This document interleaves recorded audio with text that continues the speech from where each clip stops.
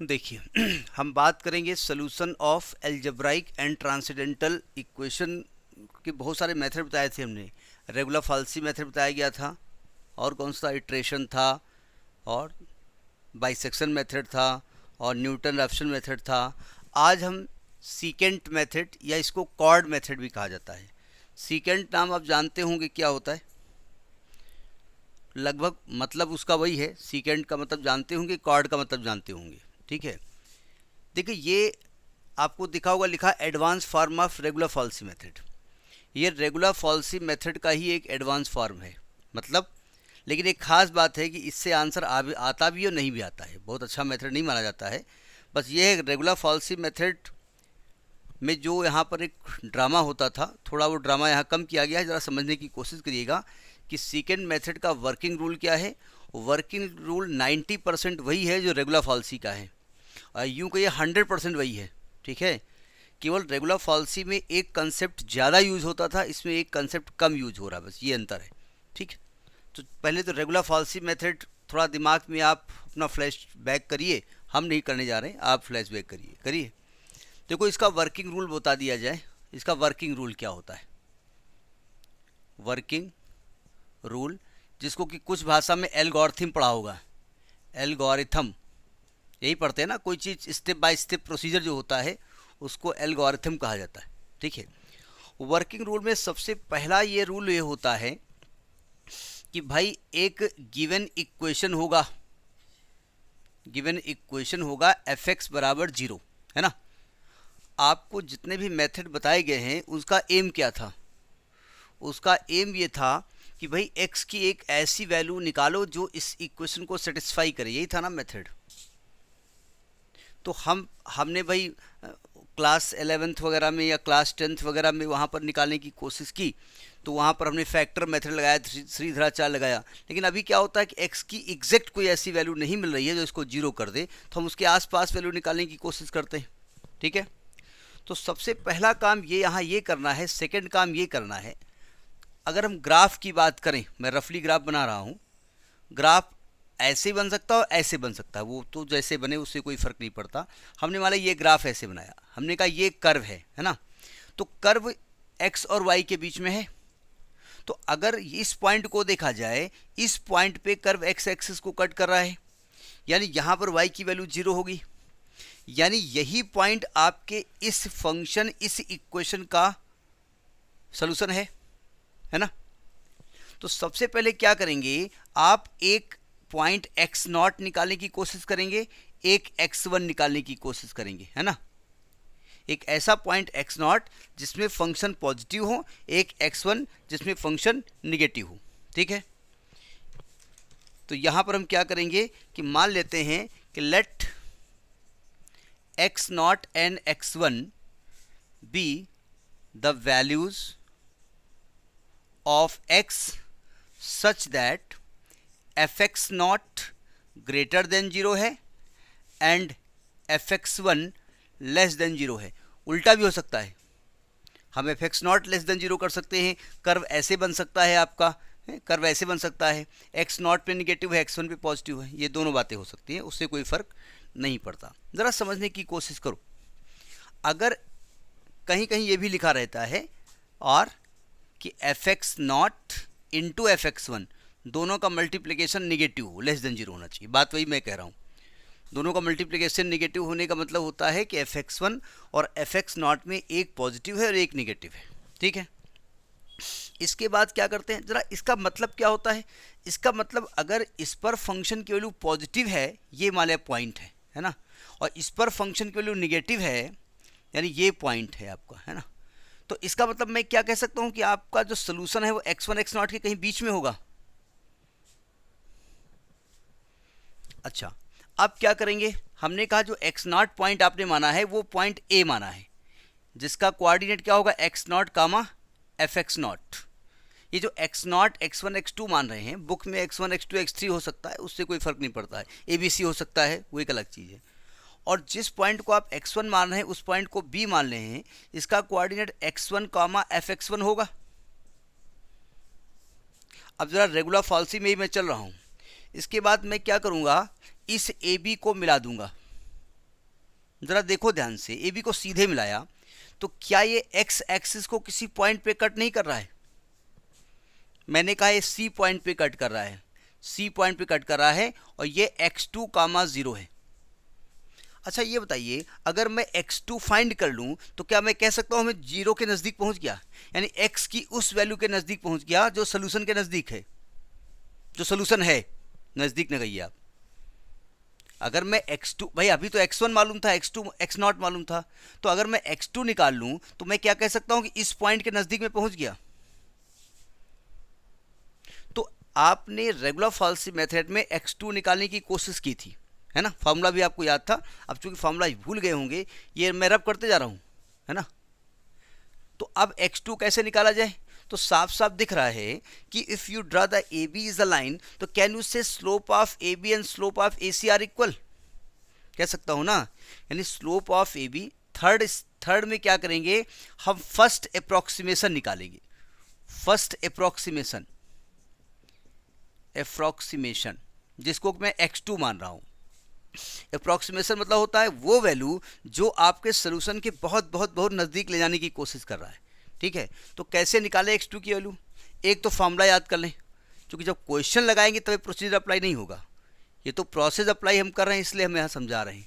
तो उसके लिए मैं यहाँ पर अप्लाई करूँगा formula, slope of A B is equal to slope of A C, और slope of line passing through 2 point is y2 minus y1 upon x2 minus x1 होता है ना। यानी कि ए बी का जब निकालेंगे तो कैसे निकलेगा ये होगा fx1 minus fx0 upon x1 minus x0 is equal to, जब ए सी का निकालें क्या होगा, यहाँ पर y कोऑर्डिनेट 0 है, 0 माइनस fx0 अपान x2 माइनस x0। चूँकि आपको x2 निकालना है इसलिए इस वाले स्टेप को इधर ले आओ और सबको उधर शिफ्ट कर दो, तो ये आएगा आपका x2 minus x0 is equal to minus fx0 in bracket x1 minus x0 upon fx1 minus fx0। अगले स्टेप में क्या करेंगे, सावधान, ये x0 निगेटिव है, ये जाके उधर पॉजिटिव हो जाएगा। उसके बाद आप यहाँ पर ब्रैकेट खोल दीजिएगा, minus x1 fx0 plus x0 fx0, आवाज़ आ रही ना, और इसको जब एलसीएम लेंगे तो plus x0 fx1 minus x0 fx0 अपान fx1 माइनस fx0। एक तरीके से रेगुलर फाल्सी का आपको कुछ व्यू भी मिल रहा है दोबारा। अब जरा समझिएगा, x0 fx0 कैंसिल हो गया, तो यहाँ से x2 की वैल्यू जो मिल रही है, फर्स्ट अप्रोक्सीमेशन जो आप निकाल रहे हैं, वो क्या मिल गया, x2 is equal to, positive पहले कर दो, x0 fx1 minus x1 fx0 अपान fx1 माइनस fx0।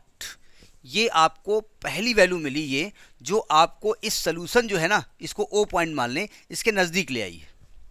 समझ में आई बात, नहीं आई? फिर अगला प्रोसेस जो है ये है कि भाई आपको जब ये पॉइंट मिल गया तो आपको ये पॉइंट मिल गया, ये वाला है ना, ये मिल गया ना, ये इसको ई पॉइंट मान लेते हैं, यानी x2 कॉमा fx2। फिर आप ए को मिलाएंगे, फिर आपको ये पॉइंट मिलेगा और नज़दीक पहुंच गए आप सोल्यूशन के, ठीक है। फिर आपको यहाँ पर ये कोऑर्डिनेट मिल गया, फिर इसको मिलाएंगे, तो होते होते आप नज़दीक पहुँचते जाएंगे और एक समय ऐसा आएगा जो मेरा रिक्वायर्ड प्रोसीजर है उसके नज़दीक हम पहुँच जाएंगे, ठीक है। समझ में आई बात, नहीं आई? तो अगर मैं इसका जनरल फार्मूला निकालूं, ठीक है, ये तो फर्स्ट अप्रोक्सीमेशन हो गया। अब सेकेंड अप्रोक्सीमेशन कैसे निकलेगा, अब इसको थोड़ा फार्मूला देख लिया जाए। सेकेंड अप्रोक्सीमेशन, राइटिंग समझ में आ रही है? मेरी राइटिंग ज़रा गंदी है, इसको मैंने x3 मान लिया। ज़रा सावधान, जब मैं x3 निकालूंगा, ज़रा इस फार्मूले से बनाइए पहले, जब आप x2 कर रहे हो तो यहाँ 2 कम है, देख रहे हैं आप। अच्छा एक चीज़ और, एक चीज़ मैं रेगुलर फॉल्सी को चूंकि भूल गया। देखिए रेगुलर फॉल्सी क्या करता था, जब आपका x2 निकालता था ना, फिर x2 का साइन निकालता था, वो fx2 भी निकालता था और इसका साइन बताता था, याद है ना। वो कहता था x2 इधर है या इधर है। अगर x2 पॉजिटिव आता था तो आप कहेंगे x2 इधर है, फिर कहेंगे आपकी वैल्यू इसके और इसके बीच में होगी, याद आई। अगर x2 इधर होता था तो आप कहते थे x2 और x0 के बीच में होगी। तो सेकेंड मेथड में केवल वो जो साइन ऑफ fx2 निकालना वो उन्होंने अवॉइड कर दिया कि वो मत निकालिए, आप साइन निकालने की जरूरत नहीं है। समझ में आ रही बात, नहीं आ रही है? ठीक है, मतलब आपको fx2 का साइन नहीं निकालना है, प्रोसीजर वही अप्लाई करना है। अच्छा जब सेकेंड अप्रोक्सीमेशन करेंगे तो क्या करेंगे, देखिए हम फॉर्मूला वही कर रहे हैं। देखो x0 था, x1 था, fx0 था, fx1 था और आपकी वैल्यू यहाँ x2 बीच में थी। तो x2 के लिए क्या थी, x0 fx1 minus x1 fx0 अपान fx1 माइनस fx0, यही फॉर्मूला था ना। तो जब आप जब x3 निकालेंगे तो फॉर्मूला ज़रा बनाओ, x3 का फॉर्मूला बनाइए ज़रा, कैसे निकलेगा। तो ऐसे समझिएगा, देखो यहाँ पर यहाँ 2 कम है ना, ये 2 से 2 कम है, तो यानी यहाँ x1 आ जाएगा, यहाँ पर क्या आ जाएगा, यहाँ fx1 सॉरी यहाँ 1 कम है, यहाँ fx1 आएगा, यहाँ पर fx2 आ जाएगा, माइनस यहाँ पर x2 आ जाएगा, यहाँ fx1 आ जाएगा, नीचे आ जाएगा fx2 माइनस fx1। ठीक है, यहाँ एक कन्फ्यूज़न है। कन्फ्यूज़न ये है कि मैं चूंकि साइन तो निकाल नहीं रहा हूँ, तो मुझे ये नहीं मालूम रहता कि इसके बीच वैल्यू लाई कर रही है या इसके बीच वैल्यू लाई कर रही है। तो ये फार्मूला हम एक जनरल फार्मूला बनाने की कोशिश करेंगे। ठीक है, जब इसको जनरलाइज करते हैं, जनरल फार्मूला इसका बनाते हैं, तो देखिए जनरल फार्मूला इसका बनता क्या है। एक मिनट जरा, पेज पलट जाता है बार बार। तो जब जनरल फार्मूला हम बनाएंगे, जनरल फार्मूला सावधान, कुछ लोग यहाँ पर fxn+2 लिखते हैं, कुछ n+1 लिखते हैं, हम n+1 लिखते हैं। कारण यह है कि हमको जो है जीरो की जरूरत पड़ती है ना, हम यहाँ पर जीरो लेकर के चलते हैं, इनिशियल वैल्यू जीरो लेते हैं, है ना।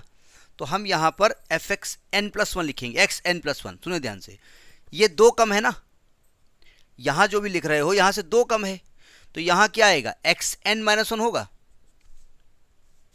और यहाँ पर 1 कम है तो यहाँ पर fxn होगा, माइनस यहाँ पर 1 कम है तो यहाँ पर xn होगा, fxn-1 होगा, अपान fxn माइनस fxn-1। तो ये जनरल फॉर्मूला आपका बना।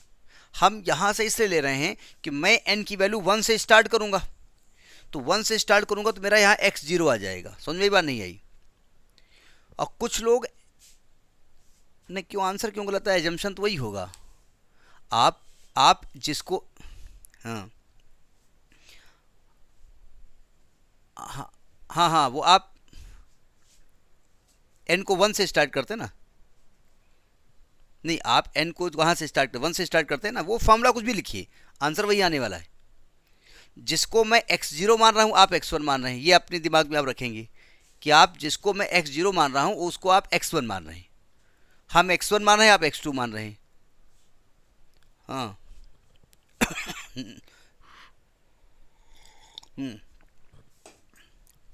नहीं, हमें यहाँ साइन देखना ही नहीं है, यहाँ सीकेंड मेथड में साइन नहीं देखना, इसलिए सीकेंड मेथड कभी कभी आंसर नहीं भी निकलता है।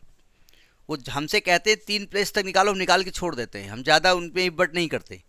ठीक है, और यहाँ पर एक खास बात है, सुनो ध्यान से, जब ये दोनों वैल्यू सेम आ जाती हैं तो वहाँ पर ये फेल हो जाता है। अगर value fxn minus is equal to fxn-1 हो जाएगा तो ये वैल्यू फेल हो जाएगी, क्योंकि इसकी वैल्यू इन्फिनिटी हो जाएगी। ठीक है, तो यहाँ पर हम ये नहीं देखते हैं कि हमारा x2 इधर आ रहा है या इधर आ रहा है। रेगुलर फॉल्सी में हम देखते थे, तो बस एक तरीके से रेगुलर फॉल्सी को एक स्टेप ज़्यादा होता है, उसको कम करने के लिए हमने सेकेंड मेथड दिया है। समझ में बात आई कि नहीं आई? ठीक है, तो ये आपका हो गया जा करके कि सेकेंड मेथड का वर्किंग रूल क्या है। ठीक है, वर्किंग रूल में हाँ हम बार बार ये स्लोप इसलिए निकाल देते हैं कि जिससे आपको वो चीज़ याद रहे। कभी कभी क्या होता है एग्जामिनेशन में हम वो चीज़ हमारे दिमाग पे से हट जाती है। तो फट से आपने इसका x2 निकाल लिया और x2 निकालने के बाद डायरेक्ट आपका ये वैल्यू निकल आएगी। अगर आपने यहाँ n+2 लिखा तो यहाँ n+1 हो जाएगा, यहाँ n होगा, यहाँ n+1 हो जाएगा, वैल्यू बढ़ जाएगी। बस ये ध्यान रखिए कि जो यहाँ लिखा है यहाँ 2 कम है, यहाँ 1 कम है, बस मालूम हो जाएगा। समझ में आई बात? अब मैं एक दो एग्जाम्पल डिस्कस कर देता हूँ सेकेंड मेथड के। इसको advance form of regular falsies कहते हैं। अभी एक और मेथड आएगा, मुलर मेथड है, मुलर्स मेथड। इसके बाद हमको लगता है चैप्टर आपका फिनिश हो जाएगा ये वाला। अब देखेंगे बुक में क्या है। देखिए एक एग्जाम्पल लेते हैं हम।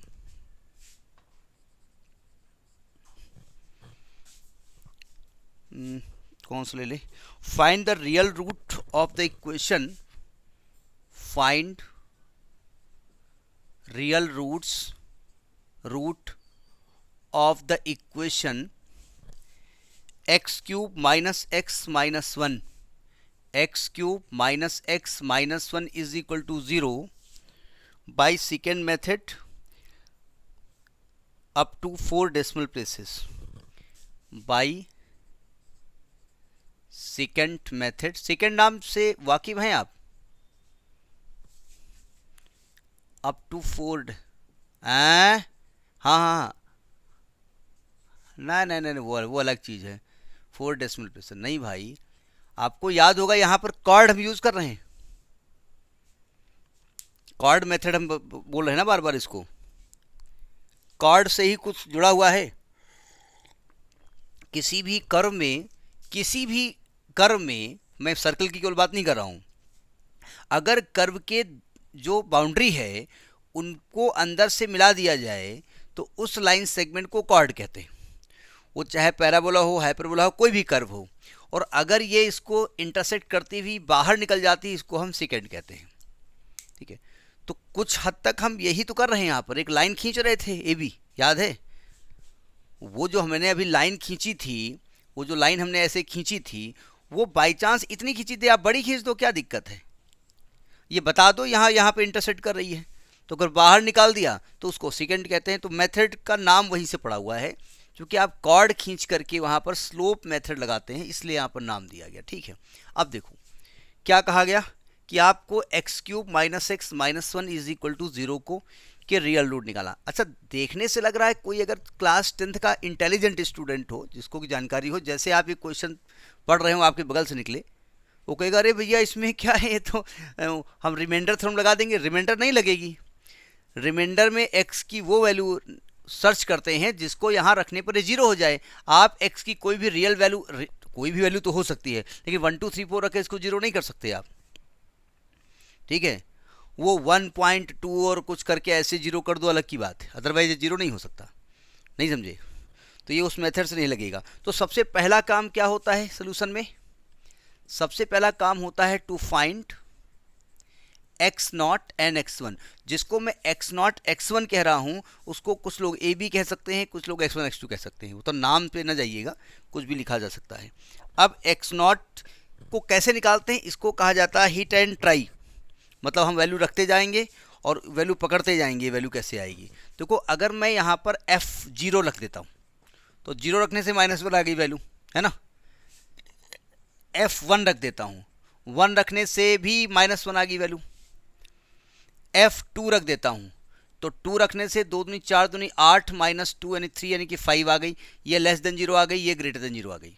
ठीक है, तो ये समझ में आ गया कि 1 पे निगेटिव वैल्यू आई है और 2 पे पॉजिटिव वैल्यू आई है।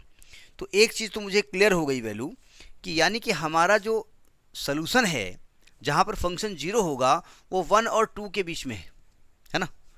लेकिन एक दिक्कत यह है, अगर मैं x0 को 1 मान लूँ और x1 को 2 मान लूँ तब भी गलत नहीं है।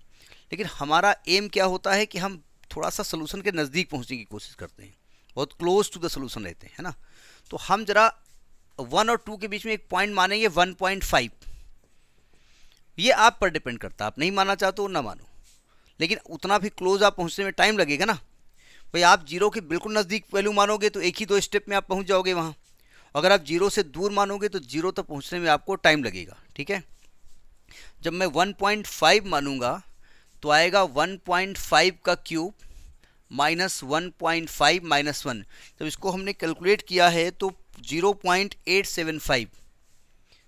देखो ये आप कैलकुलेट कर लेना, क्योंकि कैलकुलेटर चलाते वक्त कभी कभी क्या होता है, उंगलियां इधर उधर स्लिप कर जाती। तो ये भी चीज़ ग्रेटर देन जीरो है, यानी अभी आप जीरो और यानी कि आप जीरो और किधर किधर किधर की तरफ हैं, जीरो और 1 के बीच में है ना भाई। 1 पे वैल्यू निगेटिव थी, 2 पे वैल्यू पॉजिटिव थी, 1.5 पे वैल्यू पॉजिटिव आ रही है, तो 1.4 रख के देख लो, f 1.4 रखो, तो 1.4 का क्यूब माइनस 1.4 माइनस 1, इसको जब आप कैलकुलेट करेंगे तो आएगा प्लस का 0.343, 0.343, ये भी ग्रेटर देन जीरो है। f 1.3 निकालो तो आएगा 1.3 का cube minus 1.3 minus 1 is equal to, ये वैल्यू आई है माइनस 0.103, माइनस 0.103। यानी आपकी जो जीरो वैल्यू है वो 1.4 और 1.3 के बीच में लाई करेगी। समझ में आई बात नहीं आई? तो x नॉट को हम क्या मान लेंगे 1.4 और x1 को क्या मान लेंगे 1.3। या आप x नॉट को, तो छोटा है तो अच्छा लगता है, इसको x नॉट मान लो, इसको x मान लो, ठीक है। तो ये हम x नॉट x1 मानेंगे। अब आप कहेंगे हम 1 2 ना दिखाएं, तो दिखाना तो पड़ेगा ना, चेक करना पड़ेगा ना, और ये फेयर वर्क होगा। एकदम से आप यहाँ नहीं पहुँच जाएंगे, ये फेयर वर्क है। चूँकि कैलकुलेटर अलाउ है इसलिए थोड़ा सा इसको मान लेते हैं कि आप कर ले जाएंगे। तो यानी कि आपने क्या किया, क्या क्या वैल्यू मिल गई, x नॉट मिल गया 1.3 और fx नॉट मिल गया, यानी f 1.3 की वैल्यू मिल गई माइनस 0.103 और x1 मिल गया 1.4, x1 मिल गया है 1.4 और fx1 जिसको कि f 1.4 कह रहे हैं वो मिल गया है 0.343। ये दो वैल्यू आपको मिल गई, ठीक है। अब आपको फर्स्ट अप्रॉक्सीमेशन निकालने के लिए ग्राफ खींचने की ज़रूरत नहीं है, ना तो आप यहाँ पर कोई रूल लगाएंगे। फर्स्ट अप्रॉक्सीमेशन, तो first approximate root by second method क्या करेंगे, x2 इज इक्वल टू, क्या फॉर्मूला होता है जब बताएं, x naught fx1 minus x1 fx naught upon fx1 minus fx naught. x naught बोले तो 1.3 f 1.4 minus 1.4 f 1.3 upon f 1.4 minus f 1.3, 1.3 f 1.4 की वैल्यू है 0.343 माइनस 1.4 f 1.3 की वैल्यू है माइनस, तो प्लस हो जाएगा 0.103 अपान f 1.4 है 0.343 माइनस से प्लस हो जाएगा 0.103। इसको जब मैंने कैलकुलेट किया तो ये वैल्यू आई है 1.323042, 1.323042, 1.3230। चूँकि हमको 4 प्लेस किया तो हम 4 से ऊपर ही मानेंगे, 5 मान लिया। अच्छा एक चीज़ और, अगर आपको 4 ही लेना है या 5 लेना है तो आप यहाँ राउंड अप मत करिएगा, नहीं समझे। मान लो यहाँ पर 5 भी होता और आपको 32304 लिखना तो 304 ही लिखिए, अभी राउंड अप मत करिएगा। तो यहाँ पहुँच गए आप, ठीक है। तो मैं यहाँ लिखे ले रहा हूँ, x2 हमारा क्या आया है, x2 आया है आपका 1.323042। अब आपको fx2 निकालना पड़ेगा। देखो fx2 का मतलब, मैं fx2 के साइन से कोई मतलब नहीं है, वैल्यू चूँकि यूज़ होने इसलिए निकाल रहे हैं, तो मैं fx2 निकाल लेता हूँ। fx2 यानी f 1.323042, जब मैंने इसकी वैल्यू निकाली है fx2 की, तो -0.007136 जो कि लेस देन जीरो है। हमें उससे कोई मतलब खैर नहीं है, क्योंकि मैं x1 x2 के बीच में है कि या x0 x2 x1 के बीच में, वो हम कुछ नहीं करेंगे। तो मैं यहाँ fx2 लिखे दे रहा हूँ, क्या आएगा -0.007136। ये fx2 आ गया। ये आपका फर्स्ट अप्रॉक्सीमेट रूट है। इसके बाद हम बात करेंगे सेकेंड अप्रॉक्सीमेट रूट की। बस कैलकुलेशन है, और या ये चीज़ें आपकी मेमोरी में थोड़ा सा रहनी चाहिए कि कैसे लगाया गया question. Second approximate root, second approximate root, जिसको कि मैं फिलहाल x3 मान रहा हूं। क्योंकि आपकी जो पहली वैल्यू थी ना, जो आप अपने आप एज्यूम कर रहे थे इनिशियल, वो x0 x1 माना था, इसलिए फर्स्ट x2 से स्टार्ट होगा। तो जब x3 की बात करेंगे तो फॉर्मूला क्या लगेगा बताएं आप। दो कम पहले करते हैं, x1 fx2 minus x2 fx1 upon fx2 minus fx1 equal to ये लिखे दे रहे हैं। x1 बोले तो 1.4 f, x2 बोले तो 1.323042 माइनस x2 बोले तो 1.323042 इंटू fx1 बोले तो f1.4 अपान fx2 f 1.323042 माइनस f1.4। मतलब ये शो करना पड़ेगा, हम डायरेक्ट वैल्यू भी रख सकते हैं लेकिन आपको दिखाना पड़ेगा। इज इक्वल टू 1.4 इंटू ये वैल्यू दी है आपकी fx2 की, जो वैल्यू है वो है -0.007136 माइनस x2 दिया है 1.323042 इंटू f1.4 की वैल्यू है आपकी 0.343 अपान fx2 माइनस 0.007136 माइनस f1.4 0.343। जब इसको कैलकुलेट किया गया x3 को तो आया 1.324605, 1.324605 ये आई x3 की वैल्यू। अब आप fx3 निकालेंगे। नाउ fx3 यानी f 1.324605, तो ये वैल्यू आई है -00000481 माइनस 0.000481। अच्छा जरा ध्यान से देखें, लेस देन जीरो, ध्यान से देखें, हम बहुत जीरो के नज़दीक पहुंच गए। मैं डेसिमल के 3 प्लेस तक जीरो आ गया। क्योंकि हमें रूल ही ये करना है, x की वो वैल्यू निकालनी है जिस पर फंक्शन का मान जीरो हो जाए। तो जीरो तो नहीं हुआ, लेकिन जीरो के बहुत क्लोज हम हैं, थोड़ा नेगेटिव डायरेक्शन में है, ये बहुत क्लोज हैं। तो x3 की वैल्यू क्या हो गई, x3 की वैल्यू आ गई है आपकी 1.324605 और fx3 की वैल्यू आई है -0.000481। देखिए अगर मान लीजिए आप क्वेश्चन लगा रहे हो, आप बोर हो गए, तो आप ये भी आंसर छोड़ दो। क्या करोगे, कह दो इट इज़ द वैल्यू, काम खत्म हो गया। तो ऐसा नहीं है। अब आप थर्ड अप्रॉक्सीमेशन पे, अप्रॉक्सीमेट रूट पे चलेंगे। थर्ड अप्रॉक्सीमेट आप धीरे धीरे x की उस वैल्यू की तरफ जा रहे हैं जो fx का मान जीरो कर दे, इसका मान जीरो कर दे, इसका मान जो जीरो कर देगा वही आपका रूट है। अब जीरो नहीं कर पा रहा तो जीरो के बहुत क्लोज लेके चला जाए, ठीक है। तो आप थर्ड अप्रॉक्सीमेट रूट के बारे में बात करेंगे। Third approximate root,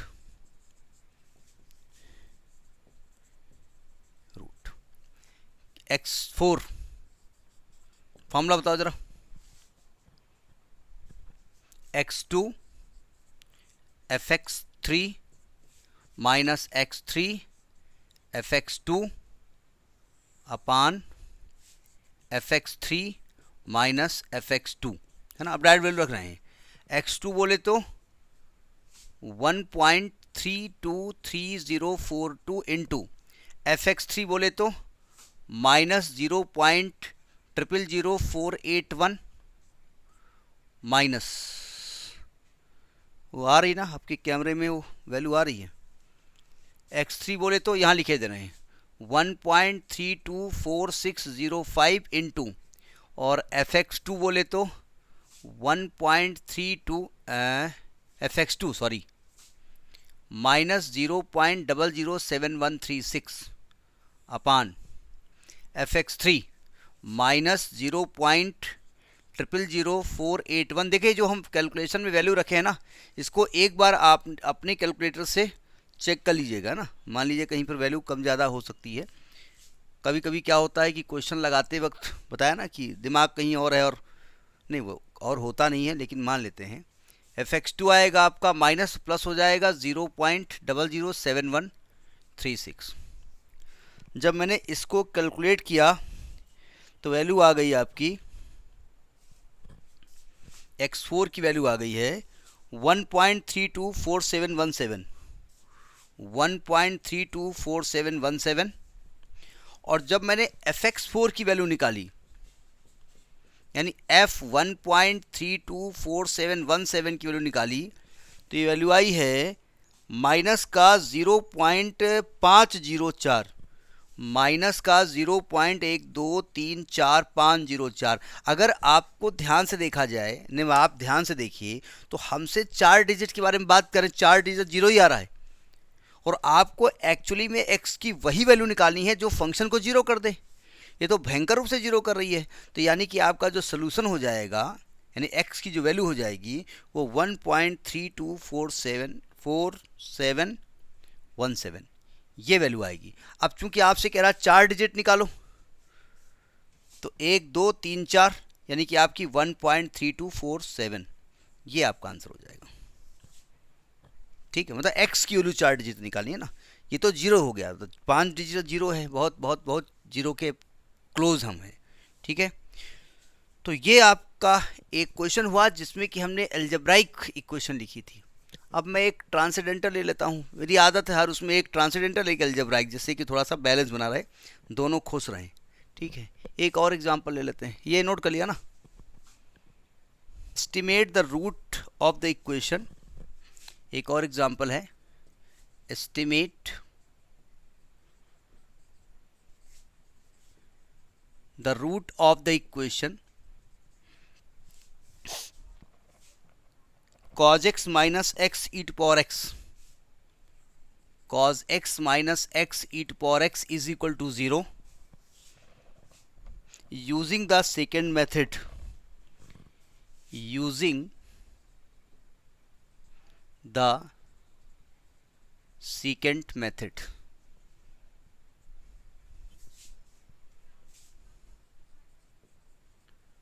second method, और कह रहे हैं देखिए हमें क्या पता है कि सेकेंड मेथड में हमको x की वो वैल्यू निकालनी पड़ती है जिसमें एक वैल्यू पे ये निगेटिव आ जाए, एक पे पॉजिटिव आ जाए। अगर x की एक वैल्यू पे फंक्शन निगेटिव है, एक पे पॉजिटिव है, तो सिंपल सी बात उसके बीच में एक ऐसी वैल्यू रही होगी जिस पर फंक्शन जीरो हो जाएगा, वही सोल्यूशन होता है। सही कह रहा हूँ ना। तो यहाँ दे दिया इन्होंने कि इनिशियल एस्टिमेट ऑफ, मतलब इनिशियल एस्टिमेटेड वैल्यू या एस्टिमेट वैल्यू जो भी आप कहें, वो दी है आपकी 0.5 एंड 1, 0.5 एंड 1 ये दी हुई है। अब जरा देखिए, देखिए इन्होंने इनिशियल वैल्यू पहले से दे दी है कि x नॉट, मतलब x नॉट यहां पर 0.5 है। तो ऐसा करते हैं कि fx नॉट निकाल ही लेते हैं, fx नॉट निकाल लेते हैं, f 0.5 निकाल लेते हैं। मतलब ये आएगा cos 0.5 minus 0.5 e to power 0.5। देखिए जीरो, जब आप cos 0.5 करेंगे तो हमने पहले बताया था कि आपको रेडियन में, डिग्री में नहीं, तो रेडियन में एंगल को सेट करना पड़ेगा। ठीक है, तो ये वैल्यू आई है 0.0532, 0.0532। ये ग्रेटर देन जीरो, हमें उससे मतलब नहीं है, लेकिन एक चीज़ देखनी पड़ेगी ना कि थोड़ा सा कि हमारी वैल्यू 0.5 और 1 के बीच में है कि नहीं है। जो हम x1 और x1 की वैल्यू क्या है 1, तो जब हम fx1 निकालेंगे यानी f1 निकालेंगे तो cos 1 radian minus 1 into e to power 1, तो ये वैल्यू आएगी आपकी माइनस में आएगी 2.17798, माइनस 2.17798, जो कि लेस देन जीरो है। यानी कि आपकी जो वैल्यू है वो 0.5 और 1 के बीच में एक x की वैल्यू लाई कर रही है, जो कि इस फंक्शन को जीरो कर देगी। सही कर रहा हूँ मैं, ठीक है। तो हम जरा general formula of second form लिख ही देते हैं, आप जनरल फार्मूला याद भी कर लीजिएगा ना।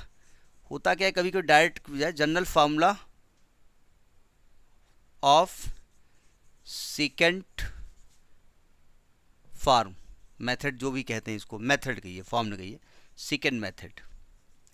तो यह आएगा x n plus 2 is equal to n plus 1 is equal to x n minus 1 f x n minus x n f x n minus 1 upon f x n minus f x n minus 1। इसमें confuse मत होना, कहीं कहीं पर यहाँ पर n plus 2 लिखा होता है तो एक बढ़ा देते तो यहाँ भी एक एक बढ़ जाता है, यहाँ n हो जाएगा, यहाँ n प्लस 1 हो जाएगा, बस ये ध्यान रखिएगा, और कोई मतलब बहुत बड़ी चीज़ नहीं है, ठीक है। तो पहले तो हम लिखेंगे first approximate root, first approximate root. देखो कभी कभी आपसे वो कहेंगे कि आप वैल्यू निकालिए अप टू इतने प्लेसेस, कभी कभी वो कहेंगे इतने स्टेप तक निकालिए, भाई 3 स्टेप तक निकालिए, तो 3 स्टेप निकालो आप। देखो फर्स्ट अप्रॉक्सीमेट रूट को हमने क्या माना था x2, तो x2 इज इक्वल टू क्या लिखेंगे, यहाँ क्या लिखेंगे x0 fx1 minus x1 fx0 अपान fx1 माइनस fx0। x0 बोले तो 0.5, fx1 बोले तो माइनस 2.17798, माइनस x1 बोले तो 1, fx0 बोले तो 0.0532 अपान fx1 बोले तो माइनस 2.17798, डबल सेवन पढ़ा नहीं जाता है, हम पढ़ रहे हैं। fx0 बोले तो 0.0532। जब इसको हमने कैलकुलेट किया x2 को, तो x2 को लाई है 0.5119, 0.5119, ये x2 आ गया है ना। हमको थोड़ी जगह चाहिए, जगह चाहिए। अच्छा x2 आ गया, आपको x0 की जरूरत पड़ेगी नहीं, पड़ेगी। अब तो x0 को हटा देते हैं, जगह बना लेते हैं, उसको कहते हैं तुम हटो भाई, तुम्हारा काम खत्म। तो यहीं पर x2 लिखे दे रहे हैं, x2 आया है 0.5119, और आपको fx2 निकालना पड़ेगा, मतलब f 0.5119 की वैल्यू। तो जब इसकी वैल्यू निकालेंगे तो आएगा 0.01773, 0.01773।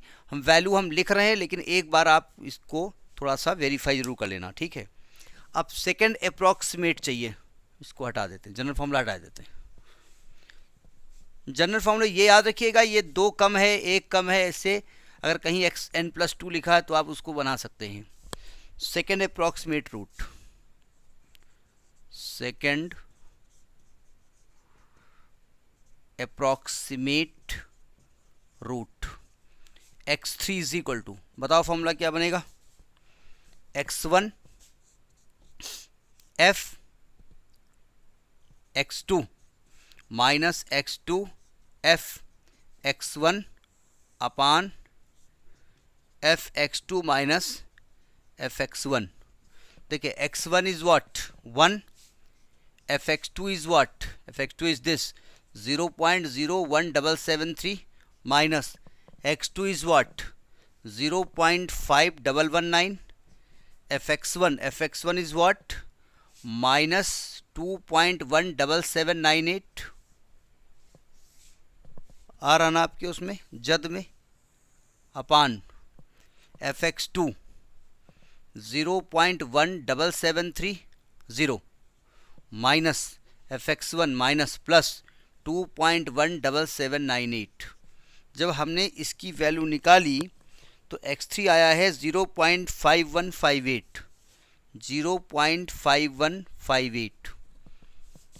अच्छा x3 निकालेंगे तो x1 जीरो तब है नहीं, तो x3 यहाँ लिख दें, क्यों आगे वैल्यू निकालने के लिए x1 नहीं पड़ेगा ना ज़रूरत।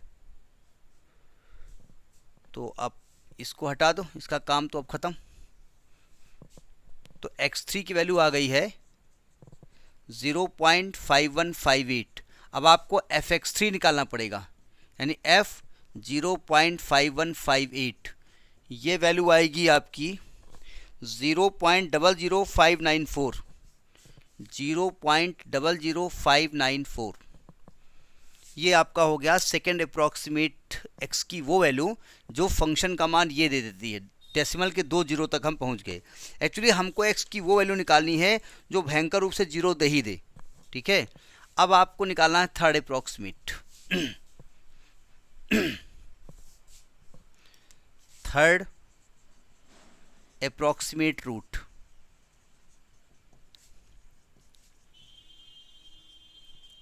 x4 फॉर्मूला बता दें आप,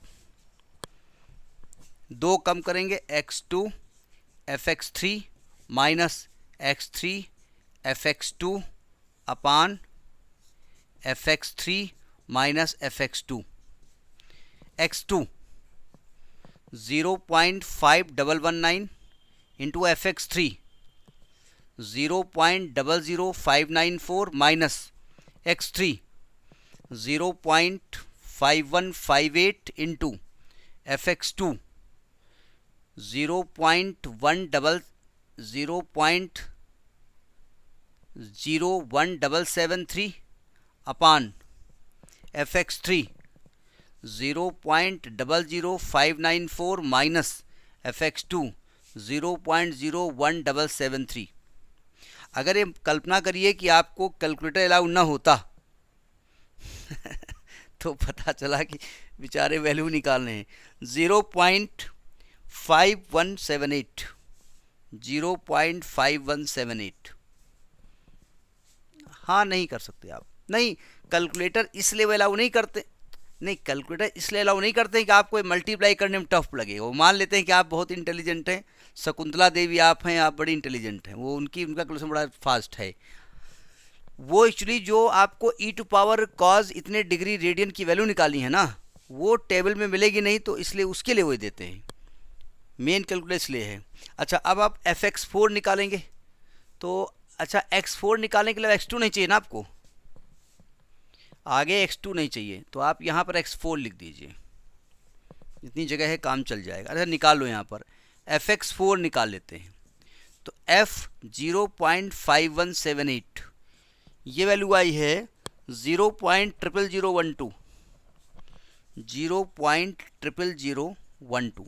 देखिए आप आंसर को यहीं पर रोक सकते हैं, ठीक है। आप चाहें तो x5 निकाल सकते हैं, फिर fx5 निकाल सकते हैं, ठीक है। एक दो वैल्यू और निकाल सकते हैं, आप चाहें तो निकाल के रख सकते हैं। अभी चूंकि हम 3 जीरो पे पहुंच चुके हैं, मतलब हम फंक्शन को काफ़ी कुछ जीरो पे पहुंच गए हैं, तो आप कहेंगे so real root is x की वैल्यू आ गई 0.5178, ये वैल्यू आ गई। लेकिन आप चाहें तो एक x5 निकाल सकते हैं, x6 निकाल सकते हैं, चूंकि हमसे ना तो इन्होंने कहा कि डेसिमल के कितने प्लेस तक निकालिए, ऐसा कुछ बोला नहीं, ठीक है। तो तरीका समझ में आया सेकेंड मेथड का, ठीक है। तो इसको ये कर लीजिएगा, ओके।